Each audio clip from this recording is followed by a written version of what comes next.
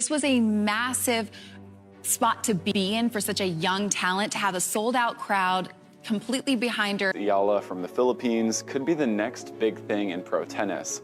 This is the goal, to do well on the WTA Tour. I'm super proud of what I was able to accomplish, but the end goal is to win slams. Pause exactly what you are doing.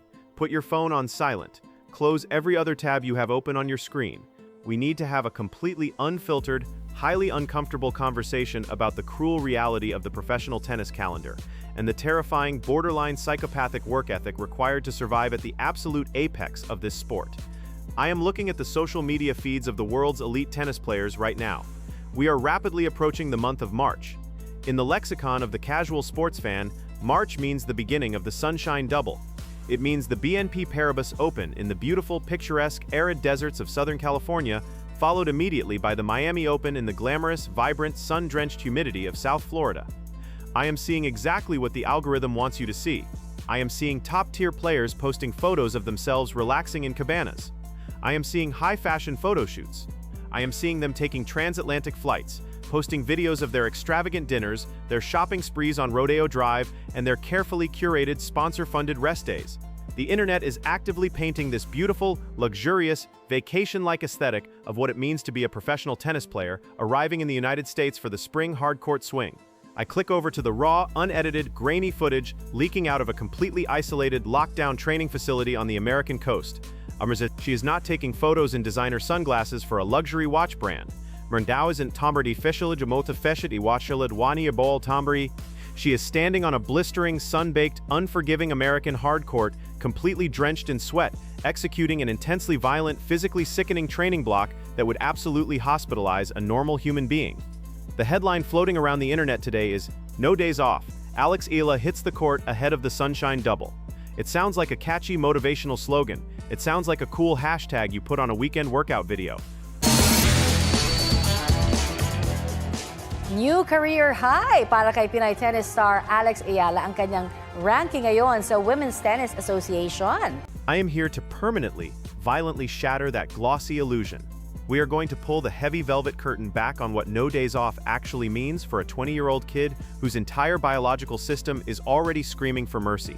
Because if you honestly think her lifestyle right now is about glamorous travel or a rewarding American vacation, you have no fundamental, basic understanding of the bloodthirsty shark tank she is voluntarily stepping into.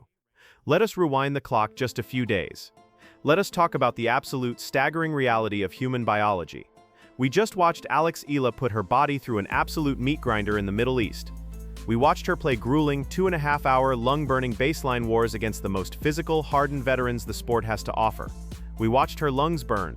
We watched her run side to side until her legs turned to heavy, uncooperative lead.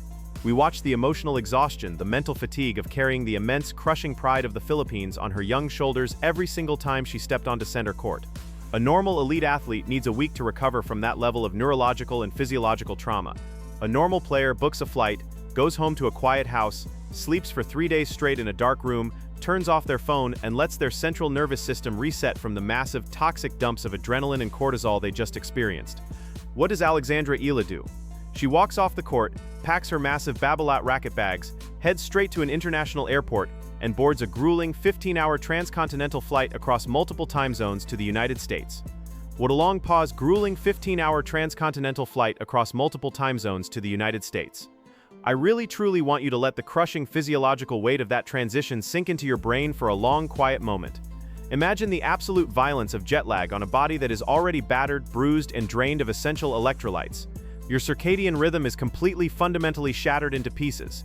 Your brain screams that it is 3 in the morning, but the harsh American sun is glaring directly into your eyes through the terminal windows. Your joints are stiff from sitting compressed in a pressurized metal tube at 30,000 feet, breathing recycled stale air. The dehydration has settled deep into your cellular tissue. Pause, PA. The absolute, overwhelming, desperate biological urge is to find a dark hotel room, pull the blackout curtains shut, and collapse into a coma. She lands in America. She clears customs. She collects her bags from the carousel. And she does not go to sleep. She goes directly, immediately, without a single moment of hesitation, to the hard courts to begin her intense American training camp. And this is where the fairy tale cracks wide open, revealing the terrifying human cost of this lifestyle. A fleeting, terrifying, intimately private second captured briefly by a coach's phone camera before it was quickly put away. She is sitting on the cold floor of the locker room, her back pressed against the metal lockers, her head buried deeply in her hands. The jet lag, the lactic acid, the dehydration, and the suffocating pressure are violently colliding in her bloodstream. Her shoulders are physically shaking. It isn't just fatigue. It is pure, unadulterated, paralyzing physical terror. It is the terrifying realization that she is pushing her biology past the point of no return. It is the fear that her body might actually snap under the tension. We are listening to the creeping dark doubt echoing inside a 20-year-old's mind. Or the talk bro is in Elise Perai. Oh, a baplight ack, the referment spinning. I just need to sleep. Just 1 hour. If I close my eyes for 1 hour. No, I'm 20 years old. I am world number 31. I have exactly 1,432 ranking points protecting me from the abyss. If I drop those points, I fall. If I fall, they replace me. Someone else is out there right now, awake, hitting balls. I have nothing left in the tank. I am completely empty. Can I actually do this again? Can I survive another 3 hours in this heat? They're all Dre. She takes a sharp, ragged, shaking breath. Her hands drop from her face. Her eyes are red, but the panic is slowly being replaced by a cold, terrifyingly blank stare. She wipes her face with the back of her wrist. She reaches into her bag, pulls out a roll of white athletic tape, and meticulously, mechanically begins wrapping her blistered fingers. The vulnerability vanishes, locked away in a dark box inside her mind. Neural Dre. It is a moment of profound, heartbreaking vulnerability. She is just a kid, thousands of miles from her family, completely and utterly empty. But then she breathes. She tapes her hands. She picks up her racket.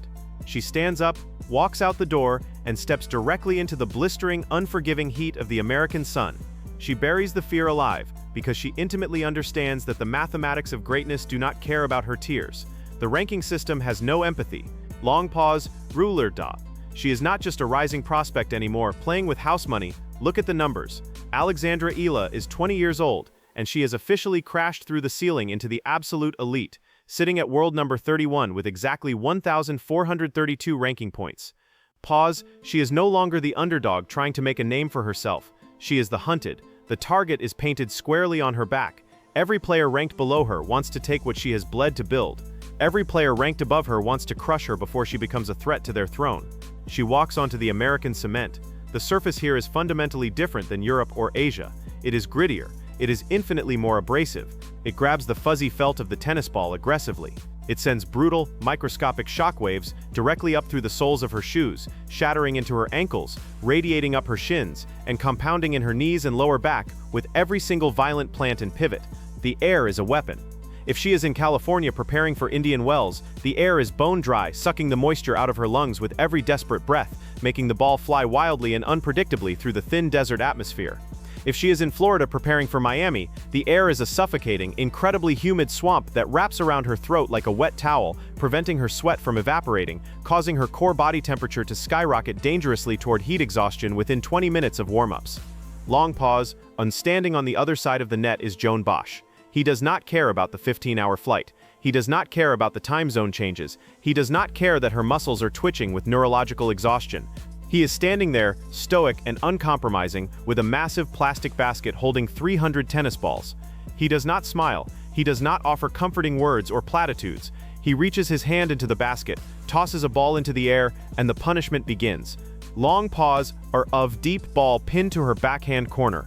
A short, violently spinning angle to her forehand side.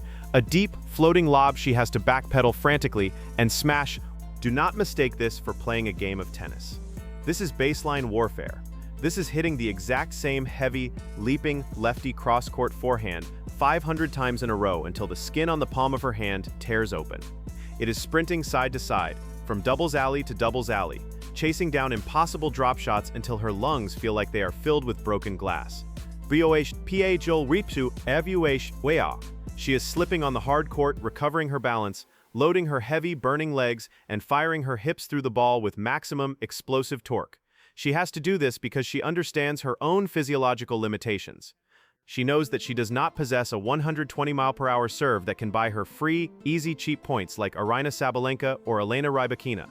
She cannot just step up to the line, hit an ace, and walk back to her chair. She cannot play checkers. She has to play chess. Play chess. Play tu stwichway. Pause and Arinaverse de Pafanartis id secha played to stoic lupie war played pause and not morinaver. She has to play checksards pa wait fard half the fetch think to play twait. Tutus twait with their ray, risper and sero, sabilda mills to me zo, winodo taulides. She knows her entire identity on the court. Her entire game plan is built on grinding, heavy, suffocating baseline geometry. She is a tactician who wins by outlasting and outthinking her opponents. And to execute that specific game plan, her cardiovascular engine has to be completely, flawlessly bulletproof. If she is a fraction of a second slow to the ball, the elite power players will step inside the baseline and take her head off. Joan Bosch knows this, so they drill, and they drill, and they drill. Bronda Returi. The long piastre 3 agonizing, soul-crushing hours of on-court tennis training, the sun is beating down relentlessly. Her clothes are completely saturated, clinging heavily to her skin like a second layer of water. She is likely changing her sweat-drenched shirt every 45 minutes just to stay marginally comfortable and avoid chafing. Her nervous system is completely unequivocally fried. Her adrenaline is crashing hard, leaving her hollowed out, empty, and shivering despite the 90-degree heat. Does she get to stop? Does she get to go to the infinity pool? No. The racket goes into the bag, the zipper is pulled shut, and the physical conditioning phase begins. Imagine putting your body through a 3-hour physical ringer and then immediately walking to the side of the court to do medicine ball slams. Imagine doing heavy, explosive agility ladder drills when your calves are actively knotting up and cramping. Imagine strapping a heavy rubber resistance band around your waist while a trainer pulls you backward and you have to sprint forward with every single ounce of force your exhausted, trembling legs can generate. Porque she is doing loaded lunges until her quads are screaming in pure, blinding agony. She is lifting heavy iron in the gym to build the thick, resilient physical armor required to survive the violent, joint-destroying nature of the upcoming back-to-back WTA 1000 events. To PA 1000 events, this is what No Days Off actually looks like. It is not glamorous, it is ugly, it is sweaty, it is painful, it is the absolute voluntary, calculated torture of a 20-year-old girl who has decided that she wants to be a legend more than she wants to be comfortable. Long pause, and she is doing all of this under a crushing, unimaginable psychological weight. We absolutely cannot talk about this American training camp without addressing the massive, invisible elephant in the room, the paralyzing pressure of the American hardcourt swing. Pause, Water Alex Eala plays the Sunshine Double in Indian Wells and Miami. She is walking into a geographical and cultural phenomenon. California and Florida possess some of the largest, most densely populated, incredibly passionate, and fiercely patriotic Filipino-American communities in the entire world. When she steps onto the match courts next week, it is not going to feel like a neutral tennis venue in a foreign country. It is going to feel like a home game in the middle of Manila. The massive stadiums are going to be completely, violently packed with thousands of fans wearing her colors, waving flags, screaming her name, and creating an absolute deafening cauldron of patriotic energy. That level of support is beautiful. Yes, it is inspiring. It is the dream of every athlete. But I need you to deeply understand the crushing, suffocating, paralyzing psychological weight of that expectation. Imagine knowing that tens of thousands of people bought expensive tickets, took time off work, traveled for hours, and painted their faces entirely for you.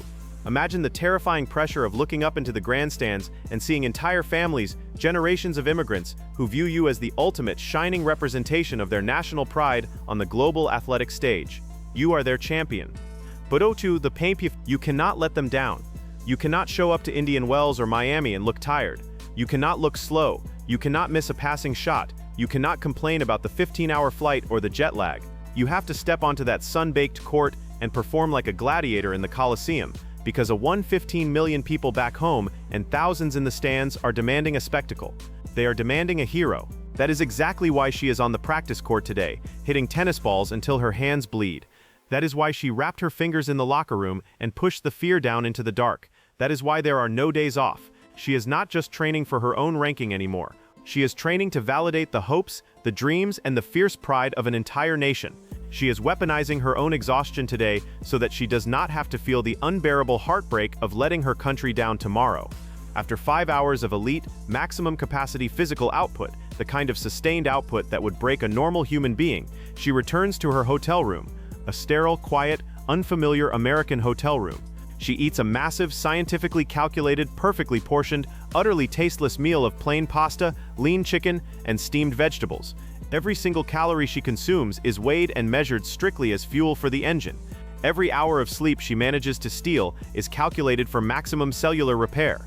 She sits on her bed completely alone, with ice packs freezing her skin to numb the inflammation in her joints. She stares at the ceiling. The silence of the room is deafening, a terrifying contrast to the roaring noise of the stadium she will face next week. She has voluntarily sacrificed the normal teenage experience, the parties, the free time, the comfort of home, and the luxury of weakness, because she intimately understands that athletic greatness demands a toll that most people are completely, utterly unwilling to pay. She is world number 31, not because she was handed a crown, but because she outworks every single other person on the face of the earth while they are sleeping. We look at the glossy Instagram posts, we read the flashy headlines. We applaud the no days off mentality from the comfort of our couches.